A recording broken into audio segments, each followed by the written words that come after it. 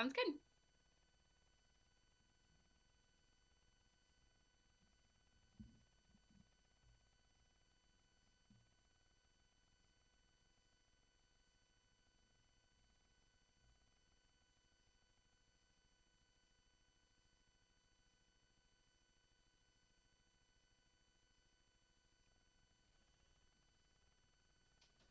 Hey, everybody, and welcome to The Remnant by Reclaim 611. I'm Carrie, and if you listen to our show, you've already realized that you are missing a voice this morning from amazing Paula. But she's unable to make it in the studio, y'all, so I am flying solo this morning, but I'm super excited because we have an amazing guest. So I'm just going to kind of get into it, and I'm going to intro her, and so we can start chatting about important subjects and what this organization is doing in the Dallas-Fort Worth Metroplex. So Sarah, this is Sarah Phillips. She works with Rescue Her. Sarah is the director of Rescue Her, an anti-trafficking organization that exists to empower survivors of sex trafficking to live in freedom. She graduated with a degree in community, family, and addiction services from Texas Tech and is also trained in therapeutic arts, trust-based relationship intervention, and the SERVE model, a brain-based approach to complex trauma. She spent almost 2 years. I'm going to maybe mess this up, Sarah, but it says Chennai, India. Is that right? Chennai. Chennai, Mhm. okay. Establishing Rescue Her's first safe house for underage survivors of trafficking. After moving back to the DFW area in 2015, Sarah has led the development of Rescue Her's crisis response for adult victims of trafficking, as well as established the Empower program, a long-term advocacy program for survivors. Wow, I just learned more about you than I knew before. Well, look So, at that. welcome, Sarah. We're so excited to have you today. Yes, thank you so much for having me. I'm just excited to get to chat with you for a little bit and join the conversations that have already been happening. Yeah, I know. And, I usually have a story for most people that I know that we have on this podcast. And I feel like we do have a story because, unless my memory is wrong, we met in the emergency room. Is that right?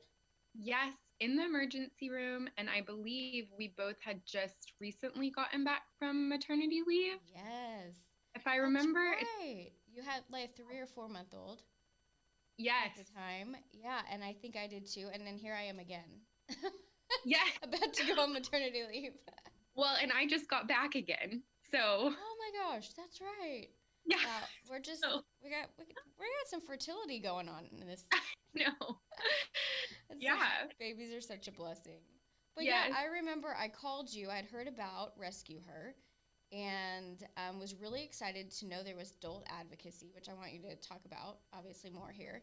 And I called you on one of my patients that I had that day in the ER, and Sarah shows up in all her glory and basically made things happen for the survivor we had in the department, and was I was just blown away by how much this organization does in instances where you just don't know what to do and they need resources and they need advocacy for adult victims.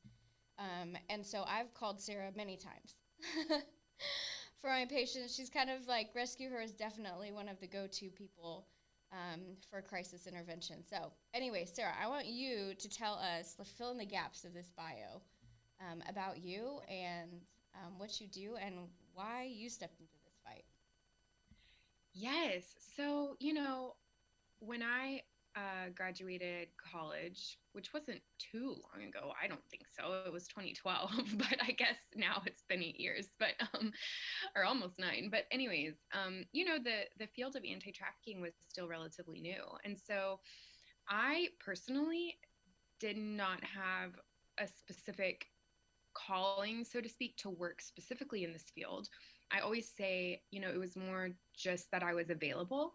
And then the more that I found out about it, I started as an intern with Rescue Her actually in 2013. And then it's kind of one of those things I feel like that once you know that this crime and victimization exists, it's hard to stop being involved. And so for the most part, am still in it, fully invested in this fight because really out of a sense of duty, I've just seen too much to not still be here, I feel like. And so yeah, I started as an intern, and we always joke about it because at that time when I started, Rescue Her was really focused on um, starting international homes for underage victims, international restoration homes. And so at that time, we were looking at um, launching our first home in Chennai, India. We had some contacts already over there, and Brad and Josie, who are our founders, had taken some trips over there to kind of see the need and make sure, okay, we're not reinventing the wheel here, but this is an actual need, and how can we work locally with the community and all of that. Anyway, so when I started interning, I was stepping into the midst of all of those plans. And we always joke because whenever they asked me to move over there to establish that home, the conversation that they had with me, I actually thought that I was going to be fired from my internship. The way that Oh, they texted me, it was very like a shorthand text. They just said, "Hey, we need to talk at 2," or something like that. And so I thought, oh my gosh, I'm about to get fired from an internship. Who gets fired, And so little did I know, that's I walked funny. in and they said, "Hey, do you want to move to India?" Oh And my gosh. That is not yes, what you expected. no, I not wouldn't what have I either. Yeah. yes, I didn't even know they were considering me as an option. And so, And this was you in know, 2012. yeah, well, 20 at this point, 2013. So Okay. May of Okay. 2013. Yeah. So And you took it. You went there? I did. Yes. Wow. I just said, sure, I'm a recent college grad. What else am I going to do, basically? That is so Um, awesome. Yeah, and I'm always so thankful for the opportunity because our founders are so great in raising up leaders, in the sense of they know how to give. They knew at that point how to give me enough structure, but also enough grace to learn and to really get my hands dirty and like what it is that we're doing because the field was relatively new, and so there wasn't like this set plan that we could exactly follow. So that combination of both structure and grace was so necessary just in raising up the leaders of our organization now, me included. And so yeah, I moved to India and I was there for almost 2 years. Um So and you basically just got asked one day, "Hey, will you move to India?" You're like, "Sure." So yeah, you like pack your bags, go to Chennai, is that correct? I don't want to say wrong. Chennai, yeah, Chennai, yeah. India. And then what did you opened a restoration home there? What did like walk me through that? What did that look like? Yes, so uh it was a learning experience, we'll Mm, just say that. sure, of course. Yes, so I was really thankful.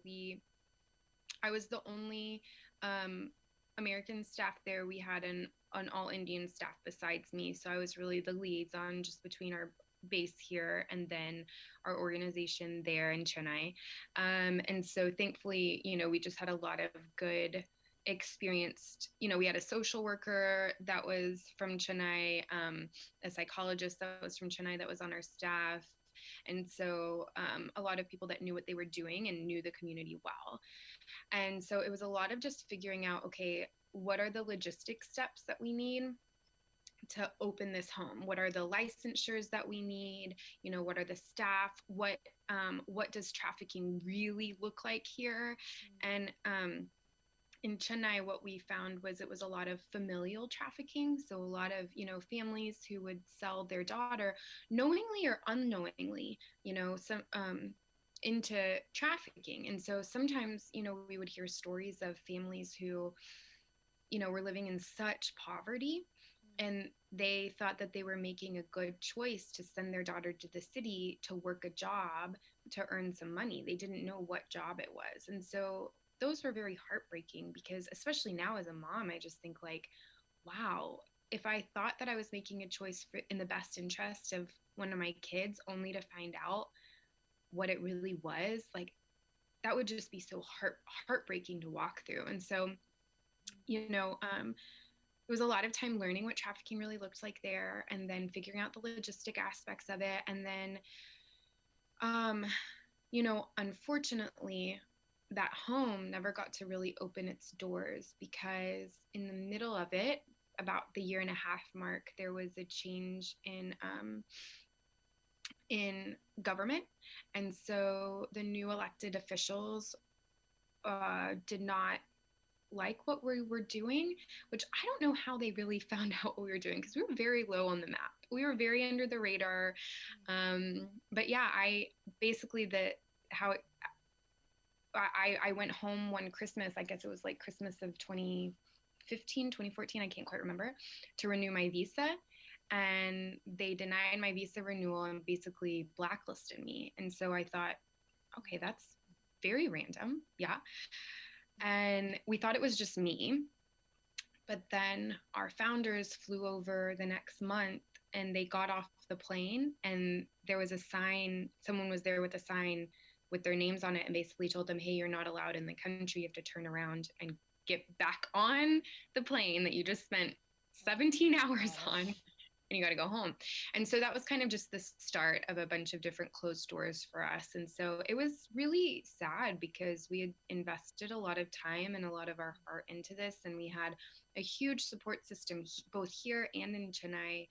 And one logistic door was closed after another. And so, we finally just said, hey, we can't move forward here anymore, and so we just had to close that project. And that was really, really sad. And we closed that I think in 2015, I think. And so it just led us to a place of really asking God, what direction do you have us Yeah. going in? Because we thought it was this way. We were so sure it was this way, and Yeah. now it's not. So, where do we go from here, basically?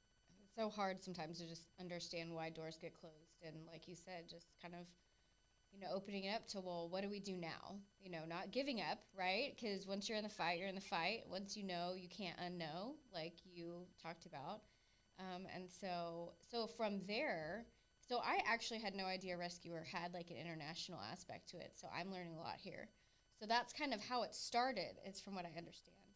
And then once that door closed, you kind of had to figure out what you were going to do now. And is that kind of now what Rescue Her is now, is more here in Dallas Fort Worth area?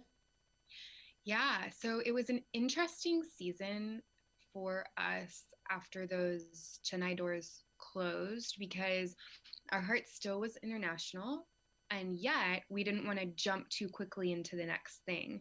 We wanted to definitely do our due diligence and research the next place, make partners. Again, like I said before, we didn't want to reinvent the wheel or come in with this like, hey, we're here to help kind of mentality.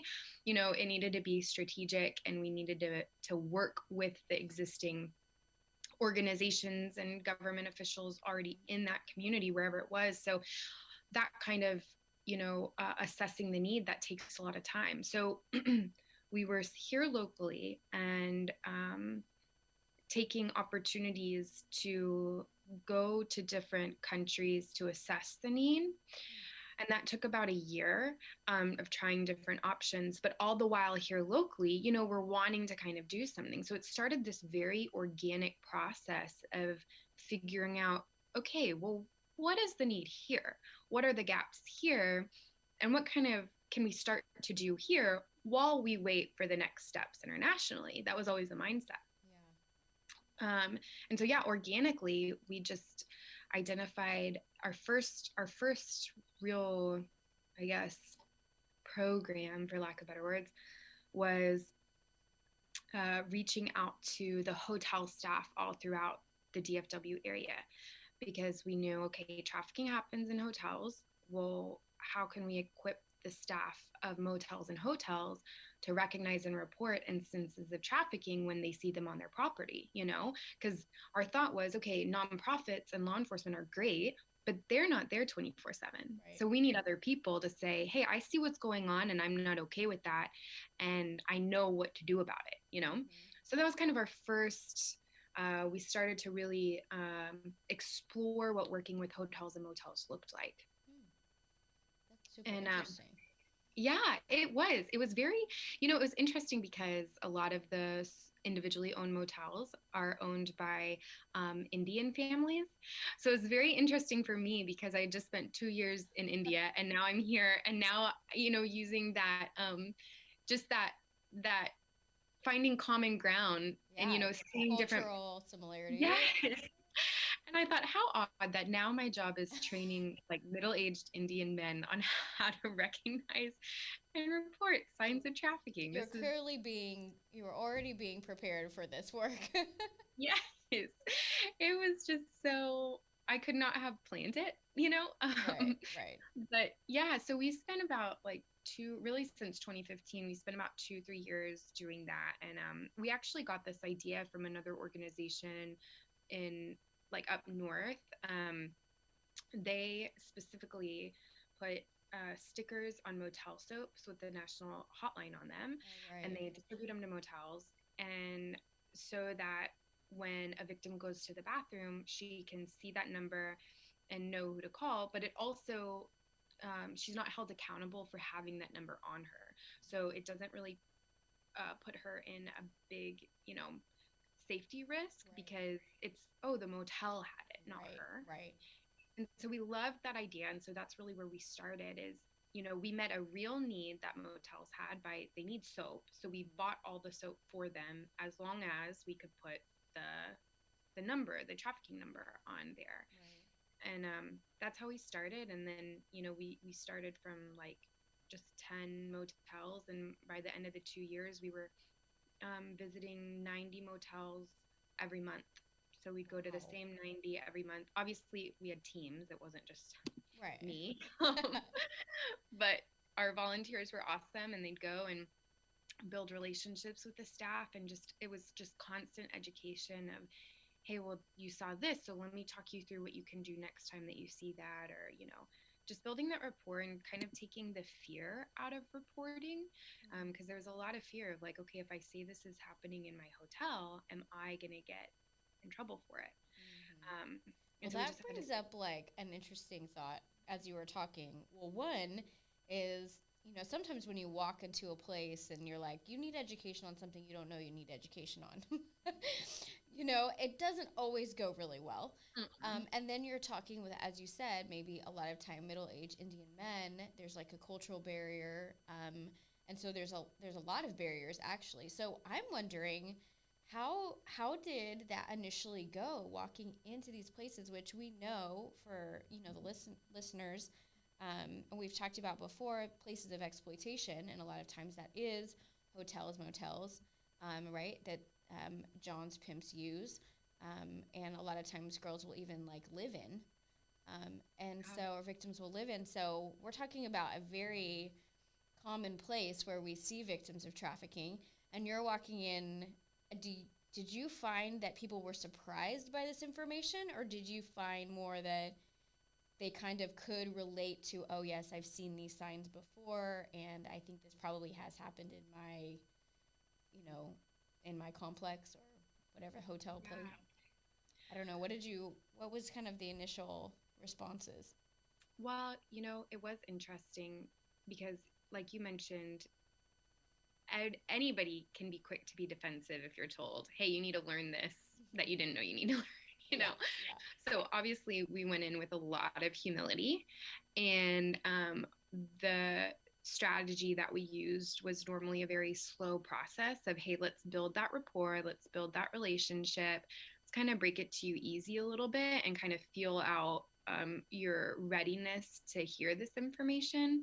And and we wanted to remain teachable too, because I think one of the things you and I know is, trafficking looks different in Right. every community. And so yes, we can share the basic foundation of knowledge, but also we need to know what it looks like even from hotel to hotel. Mm-hmm. And so we went in humbly and just ready to learn too what their experience had been. And it was really eye-opening because for the most part, what we experienced was hotel staff saying, I've seen that. I never knew what it was, and I never knew what to do. Mm-hmm. So, what do I do now? And so, we were so thankful for those types of open doors because then it really did become a partnership. The one thing that I was most surprised about, though, is really the family aspect of that it really was family owned motels. And so there was, I always thought, okay, there's a hesitancy to get involved because of a lack of knowledge or because they're in on it, you know? Right. But once we know that they're not in on it, and once we fill that knowledge gap, then why isn't their involvement? And what we found a lot of the times is, okay, if a motel owner's whole family lives on that property, they're concerned about their family's safety. And so if they get involved in this act of crime going on, you know, they're putting their family at risk. And so we really had to be very like intentionally compassionate and mindful of the risk that those owners are putting themselves and their kids in, you know, by intervening in a trafficking situation. There's a high risk for a lot of those families to intervene. And I really did not know that before we got to know all of these families. Wow, So, that is really interesting. I wouldn't have thought that either. I mean, I yeah, wouldn't have assumed just like the family owned. That's a really interesting perspective. So they're like, yeah, yeah, we want to know about this because we want to keep ourselves safe. yes, yeah, exactly.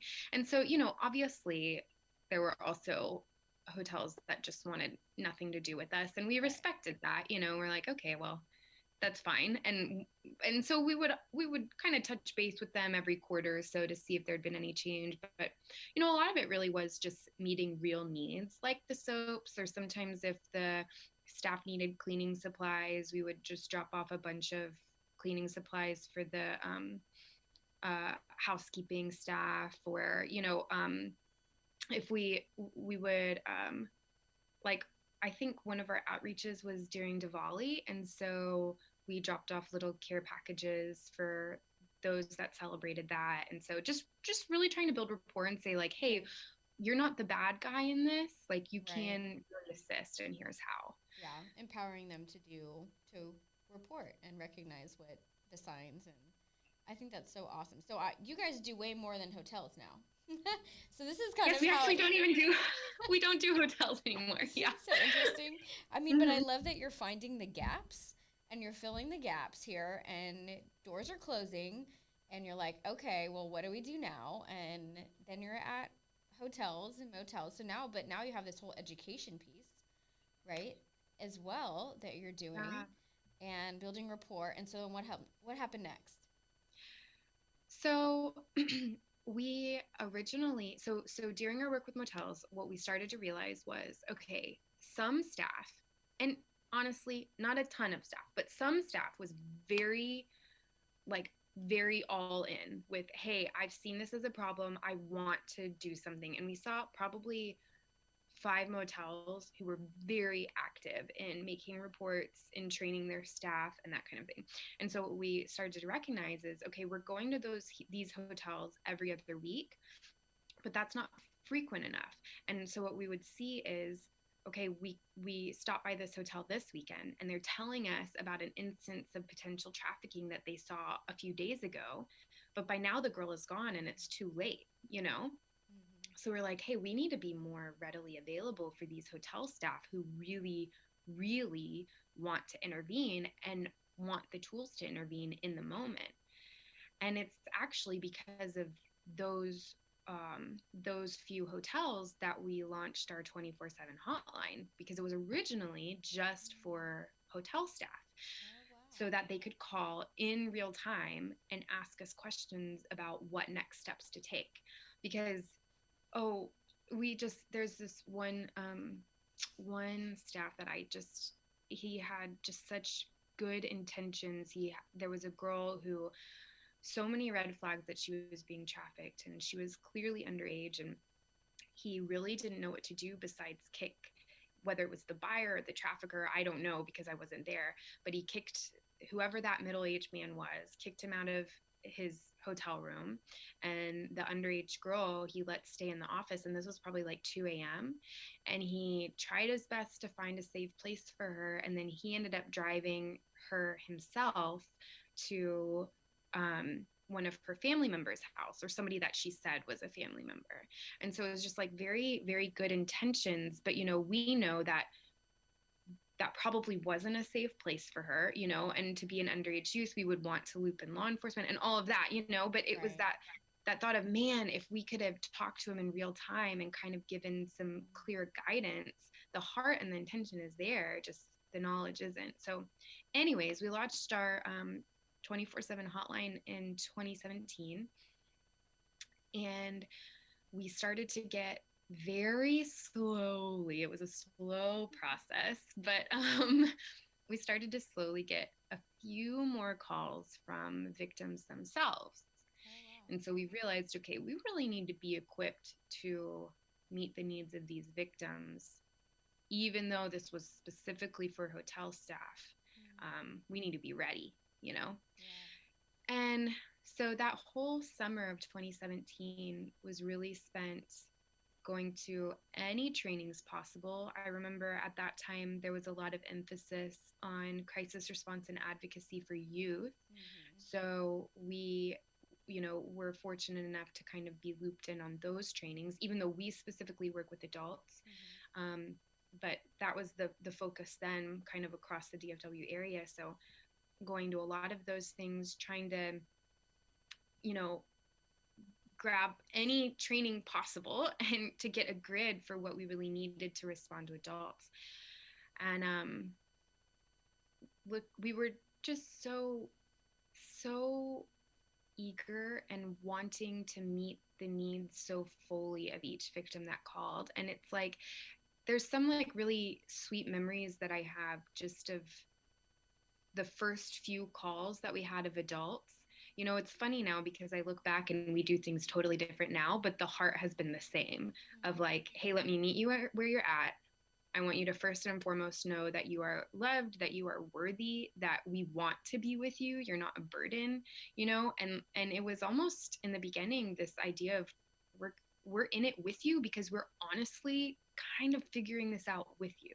You know, Mm-hmm. maybe we might be one step ahead in some areas, but once we said yes to a call, we were in it no matter what that looked like. So obviously now we have a lot more knowledge and it flows more, but in the beginning really it was just the heart of, hey, you need someone to walk alongside you in this, and so we want to be that person. So yeah, it really just organically grew from what is their need, okay, motel staff, and now they need more contact with us, and now we're getting calls from victims, and we got to be ready. And so now we exclusively do crisis response and long-term advocacy for adult victims of trafficking in DFW. So that is the full picture of how we came to Wow. be where we're From at. Yeah. international to hotel motel education to now victim intervention and advocacy. I mean, I just want to encourage anyone who's listening who's like, I just don't know what to do, but thinks that there's something to start. Like, just your story that um, it's okay to start something, right? And to learn and grow from it. And you never know what's going to develop, but not to let that stop you. And Yeah. sometimes you just have to see how it goes and jump in, step into that fight, and see what goes from there, you know, and remain flexible. I hear a lot of flexibility in the growth of Rescue Her, and being open to being a student of trafficking and understanding the needs. And just, I think that it's a really beautiful picture of developing into now what is kind of like your core and what you Yeah. guys are what you're known for. And what I do love about, you know, you're saying in 2017, like being at the table for education, for minor advocacy. And so, just interesting what I found, because we kind of became an organization in around 2017. So it was probably right when you guys were starting this, is that there wasn't a lot of support for adult victims. Yeah. And as someone who works with mostly adult patients, um, you know, I found that kind of as a gap myself. And so I felt like when I found Rescue Her, I was like, oh, these are the people we need to do this. Because as there should be, there's a lot of minor advocacy from, you know, the governor levels to initiatives that are out there for minors, but there's really, I feel like there's been a gap in adult advocacy. You know, and you can speak this more than I can, but I think sometimes we forget that adults need the same advocacy. You know, they've a lot of times are victims of trauma from youth, that Yeah. overflows into their adulthood, and their trauma is deep, and they don't cope well. They have no coping mechanisms. There's a lot of addiction, and so what the role you play is so important.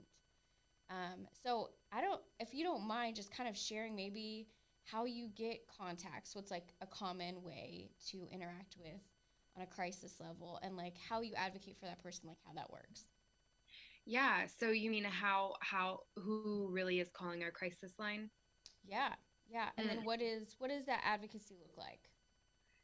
Yeah. So our crisis line specifically, we're a small organization right now. So It's all obviously our good. heart is yeah, is to one day just say yes to way more people than we're able to say yes to right now. But one of the things that actually Carrie Gurley, who's also, a leader in this fight locally, she said probably 2 years ago, she said, you need to make sure your yes is a yes when you um, offer help to survivors, because a halfway yes is can be more detrimental and dangerous to somebody than a full no. You know what I mean? And so we really are mindful about when we say yes, we go all in and we're very clear on our parameters so that both the victim herself and any other service providers know exactly what we can do, when we can do it. And, it's a way to really build trust too. And we want to make sure we can follow through. So, all that to say, I love that. Make sure your yeah, yes is a yes. yes, yeah. So all that to say right now for our crisis response, what we consider a crisis is somebody who was recently exploited within the last month or two, and or somebody who is in immediate has an immediate safety risk directly related to any kind of exploitation. Okay. So those two things are what we consider crisis. And uh, obviously the pandemic kind of shifted who we were getting calls from, but really the last few months we're starting to see going back to like our normal call rate. And we get we get some calls from hospitals. That was really the main source that we were getting before March of last year was from hospital staff, ER staff, social workers, that kind of thing, similar to your call a few years ago. I guess that was 2018 now. Yeah. Yeah. Or No, something. well, I don't that encourages me that that's the people who are calling you, you know? Yes. Well, and I've seen an increase in awareness, but I think it's really the heart to help is already there, which is helpful for us because there's already that willingness to help and to learn in a lot of cases. So yeah, calls from social workers or ER staff. Um, we've gotten several calls from victims themselves. We've seen that pick up over the last 3 months. Victims themselves, and we get calls from law enforcement if they've recovered a victim. And we also get calls from the National Human Trafficking Hotline and from other social service providers as well. So, for instance, if a young woman goes to a homeless shelter, and then during their intake process they recognize a few red flags and they say, this is more than just homelessness, we might get some calls from that as well. But what that looks like to respond is, we obviously, the first thing we're assessing for is safety. Mm-hmm. So what we've definitely come to learn is we can't make any progress forward if the survivor calling in does not feel safe. So we have to establish both real and felt safety first before really diving into any other needs they have. And so our initial goals are establish safety and establish safe living situations. I mean, I'm sure with almost, I would think that probably a lot of people that you've talked to on this podcast, if they were to be asked like what's the greatest need for adult survivors specifically, it's more safe housing. Yeah. That's always the need that we have. But yeah, establishing that that safe housing and safety. And, we provide transportation or work with law enforcement. A lot of the times with hospital staff, they might call before a patient is getting discharged. And so that gives us time to work with them. We're assessing for any immediate medical needs too. Obviously, if they're like in the midst of an unsafe situation, we have to loop law enforcement in right then. If Right. it's like an active shooting or they're really, really hurt and need immediate medical attention, obviously we defer to 911. But yeah, so we assess those needs, and then our goal, whenever it's safe and possible, is to meet that victim face to face within the first 90 minutes of that call. Mm. So, you and I know that that face to face interaction builds rapport Yeah. much deeper, and we're able to get a better picture of what's going on, just reading some of those nonverbal cues, interacting. And they can see us too, and realize we're just we're a real person, and this is who we are, and we're genuine, and that's much easier to communicate in person. So we want to meet with them in person, and then Well, it's find that. really huge, especially when you might be in the victim may be in a place where where it's law enforcement, uniformed people,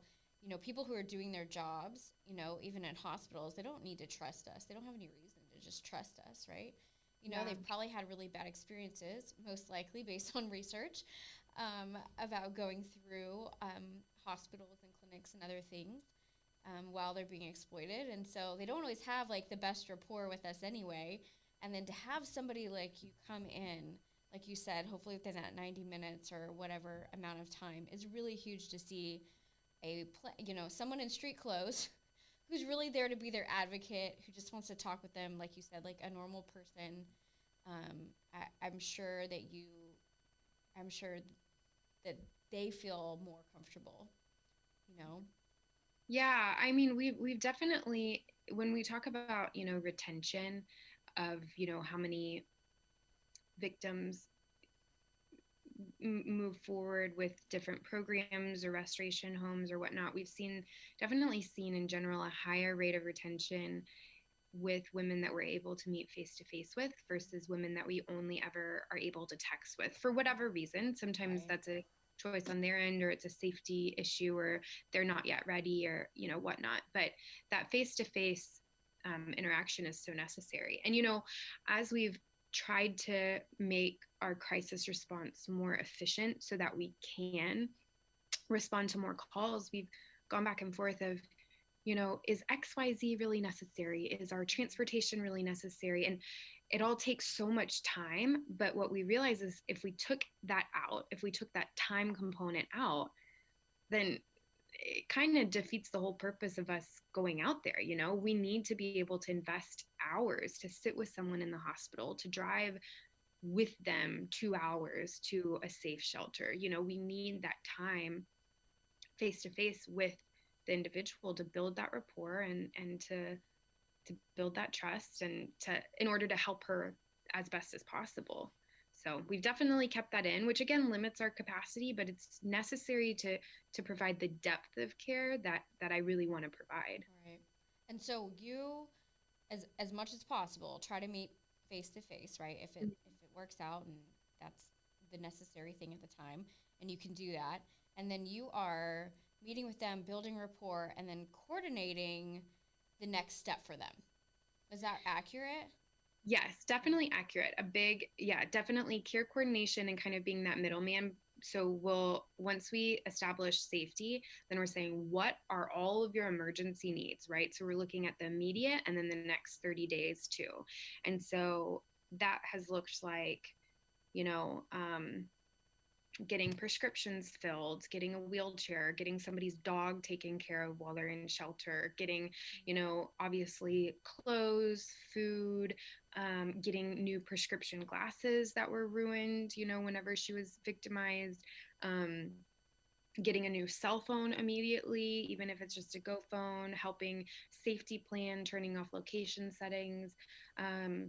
So really that can look like anything. And our thought is, I mean, it's like there's that Maslow's hierarchy of needs where it's like you need your basic needs met before needing any, deeper needs. Right. And so a lot of what we do is just meeting those basic needs within that first week, and even I remember there was one call, I guess it was last summer, and I asked her, what is your biggest need right now? And she said she had this ballpoint pen that she'd carried with her from throughout all the time she had been trafficked, and she needed a pen refill. And that was her greatest need in that moment. And I thought, well, I would identify your greatest need as something different. But if Wow. that is what you're saying, I'm going to CVS and I'm getting you that I pen gotcha. refill. Yeah, And so it's just saying, okay, I see you and I hear your voice, and let me meet this need that you have right now, while obviously still working on shelter and all of that. But That's a really great example, Sarah. And I just love, like, sometimes you just have to meet people exactly where they are. And as silly yeah, as filling a pen, and that can mean more to them than maybe anything else that you're yeah, doing in that time. And I love that example because it can be so simple, right? It yeah, doesn't always have to be so hard. So I love that simple example, and I really love the safety component. And I want to harp on that for a second because those are listening.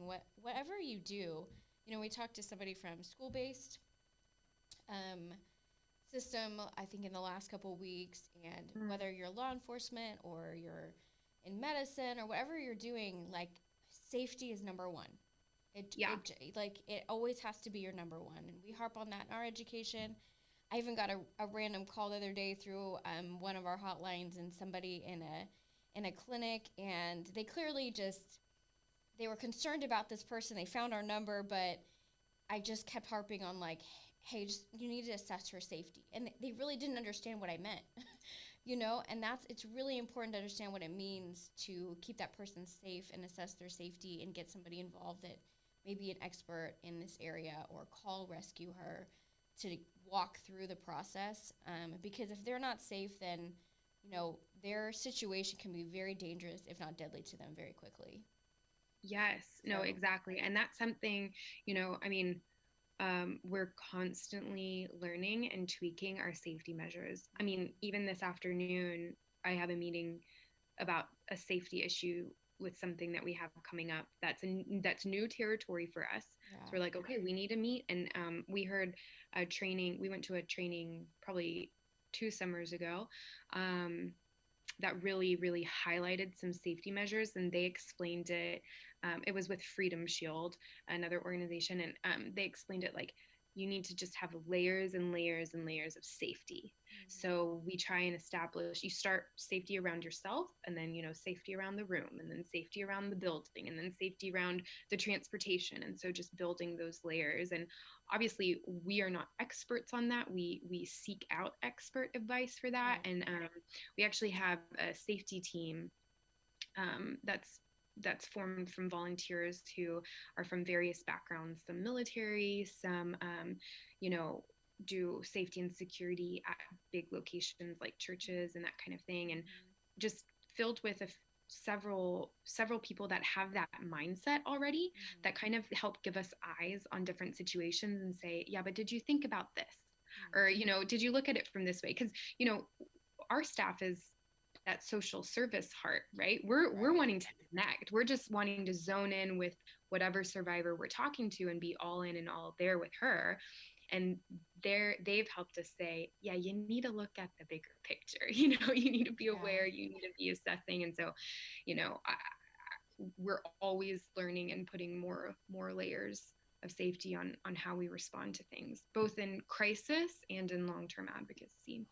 That's awesome. I know it is. It is so important, and it is never ending process because, Yeah. as you know very well, and probably lots of you listeners, is like every case is so incredibly different, and one person's safety risk is completely different than another person's safety risk. So, to always just be aware and gauging what the problem is and how you can you know help in the future and have extra precautions for whatever settings you're in, is awesome. I feel like we could talk about safety for like an hour Yeah. because it's so important. Safety and the mistakes that I have made with safety. I feel like that could last. Yeah, I know. Not any that were detrimental, but things that it's like by the grace of God nothing happened because I didn't know, Yeah. It was back in, 2016, 2017, and what you don't know. But thankfully, by the grace of God, nothing happened. But I'm like, oh my gosh, I would never do that again. Like, why did I go in there? You know?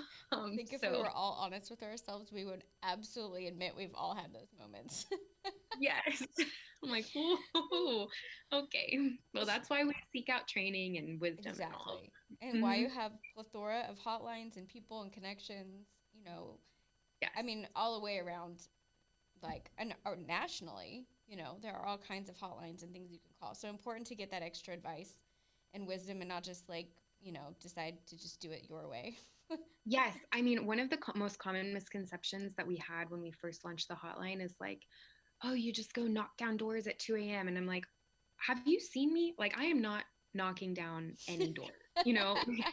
And neither is my staff. Like, we are not vigilantes. We are very wise and we leave that kind of thing to law enforcement and Right. let them take the lead. You Yeah. know, that is not our Yeah. role. Let people run So, in their space, and yes, knowing what your space is and is important and what your role is. They exactly. need all of us. Um, so I want to ask, because I know like our time's coming up here, but I want the listeners to know how to get a hold of you guys. Yeah. A number they can call. So give me that info and like what's your address or web addresses and all that stuff. Yes. So you can follow us on social media at Rescue Her, RESCUEHER. And then obviously that's our website as well. So www.rescueher.org. Any non urgent needs or any questions, we have a get help form on our website.